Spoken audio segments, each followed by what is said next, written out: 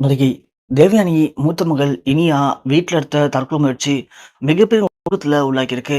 தமிழ் சினிமாவுடைய மிக முக்கியமான நடிகையா ஒரு காலத்துல வலம் வந்தவங்க தேவயானி. அப்படி தேவயானி தன் தமிழ் சினிமாவில் அறிமுகப்படுத்தின இயக்குனர் ராஜகுமாரனை காதலிச்சு திருமணமும் பண்ணிக்கிட்டாங்க. இவங்களோட திருமணத்துல இவங்களுக்கு நிறைய பிரச்சனைகள், நிறைய எதிர்ப்பு. சொல்லப்போனா தேவயானி குடும்பத்துல இது யாருமே ஏத்துக்கல. இருந்தாலும் ராஜகுமாரன் எல்லாரையும் எதிர்த்து தான் தேவயானிய கல்யாணம் பண்ணி இப்போ சந்தோஷமா வச்சிருக்காரு. அவங்களுக்கு 2 மகள்கள் பிறந்தாங்க. அதுல மூத்த மகள் இனியா. இனியாவையும் எப்படியாவது சினிமாவுல தேவயானி மாரி பெரிய ஆளாக்கணும்.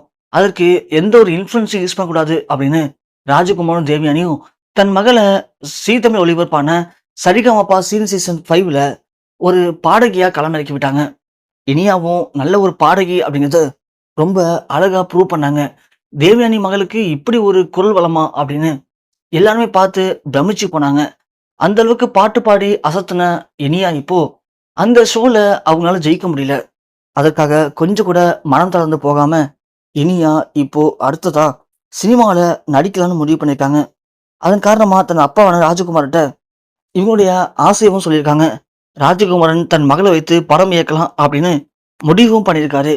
அந்த நேரத்துல ஒரு முக்கியமான இயக்குனர் இனியாவுக்கு ஏத்த ஒரு கதையோட அவர் வீட்டுக்கு வந்திருக்காரு. வீட்டுக்கு வந்து இனியா இந்த படத்துல நடிச்சாங்கன்னா கண்டிப்பா அவங்களோட சினிமா கெரியர் அப்படிங்கிறது புகழோட உச்சத்துக்கு போகும். இவங்களும் நடிகையா ஒரு ரவுண்டு வருவாங்க. அந்த அளவுக்கு இது ஒரு முக்கியமான கதை. அதுவும் குறிப்பா இப்ப இருக்கிற சமூகத்துல பெண்களுக்கு நடக்கக்கூடிய, குறிப்பா இந்த சின்ன சின்ன பொண்ணுங்களுக்கு நடக்கக்கூடிய அநியாயங்களை ஒரு பொண்ணு எவ்வளவு போல்டா ஃபேஸ் பண்ணணும் அப்படிங்கிற மாதிரியான கதை. இது ஒரு வித்தியாசமான கதை. முழுக்க முழுக்க உங்க பொண்ணு தான் லீட் ரோல் பண்ண போறாங்க. அதனால கண்டிப்பா இந்த படத்துல உங்க பொண்ணு நடிச்சே ஆகணும் அப்படின்னு அந்த இயக்குனர் முழு கதையும் சொல்லியிருக்காரு. அது ராஜகுமாரனுக்கும் சரி, இனியாவுக்கும் சரி ரொம்பவே பிடிச்சு போயிருக்கு. அதனால ராஜகுமாரன் ஒரு வழி இல்லாம அந்த படத்துல இனியாவை நடிக்க வைக்கிறதுக்கு அனுமதிச்சிருக்காரு.